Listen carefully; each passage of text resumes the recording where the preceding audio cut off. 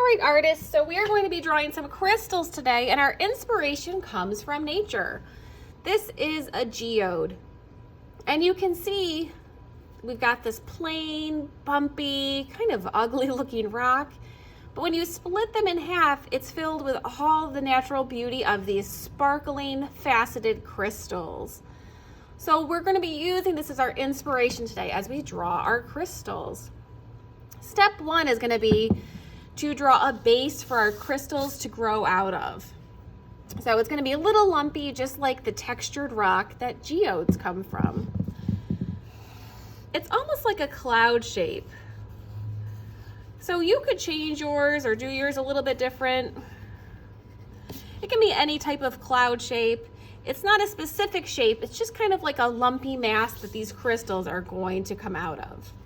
The next step is to draw some lines that radiate out from this base. And when we think of the word radiate, we think of the sun, like the sun's rays that come out from the sun. So I drew 5 lines. This almost looks like a sunrise. Maybe the sun would be behind the clouds. I'm going to turn these rays into crystals. I'm going to draw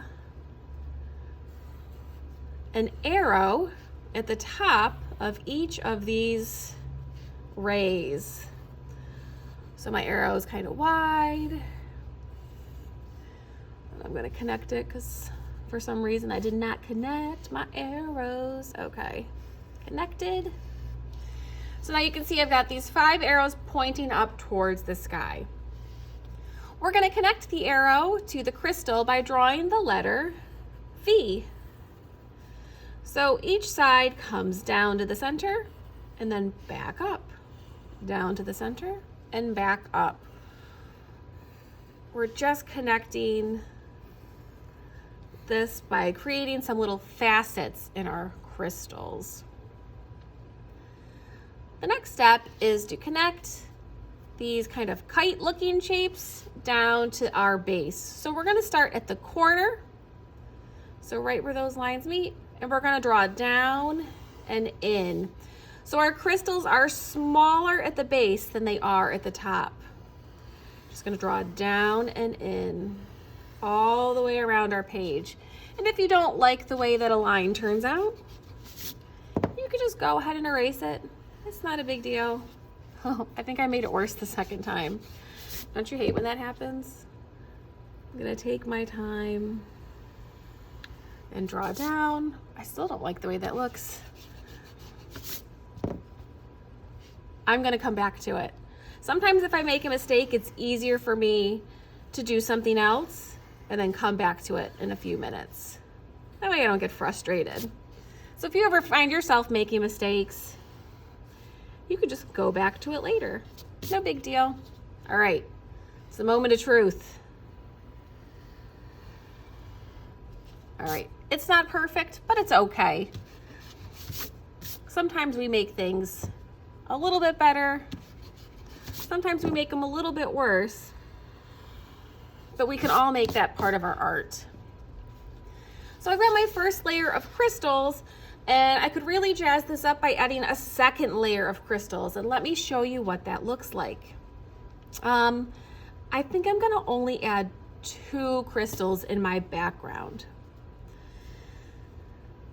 So the crystals in the back are behind these front crystals, so I don't want to draw lines through any of these.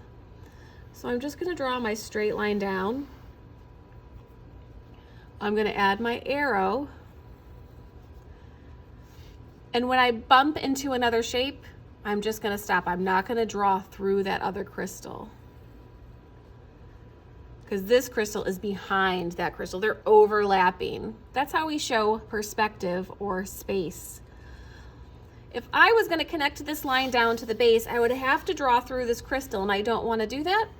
So I'm just going to draw to the top of the crystal and stop. That way this will look like it's behind this front crystal shape. I'll do one more of those. Let's see, where would I like a crystal? Maybe one right over can't decide. Maybe here. So I would draw my line down.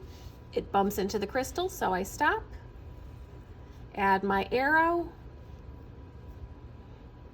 Maybe add my point up. And you can see that this crystal is almost fully behind these two crystals. So you don't have to do any overlapping crystals, but that's a neat way to show some space. Let me show you another type of crystal that we're going to draw.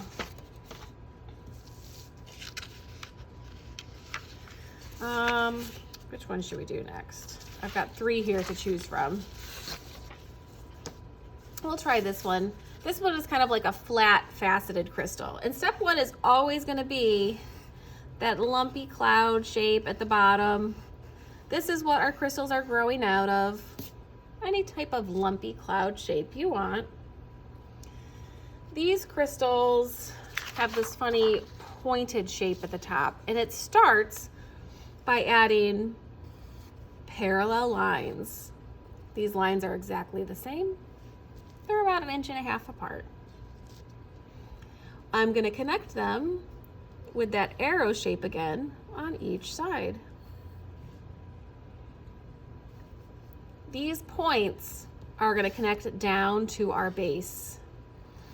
So I'm going to draw down and in, just like I did with the first set of crystals. This almost reminds me of like a diamond ring or something. So you can see I've just drawn those lines down and in towards the base. I'm only going to do 3 crystals because these guys are kind of big. So 2 more parallel lines, an arrow shape, and then lines that come down from the points and in.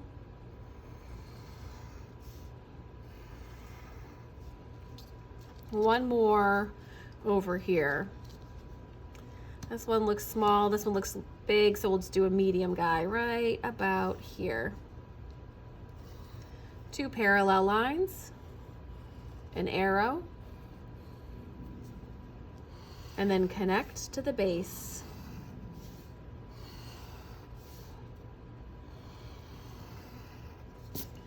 So I've got my 3 faceted crystals. We could add some lines for detail.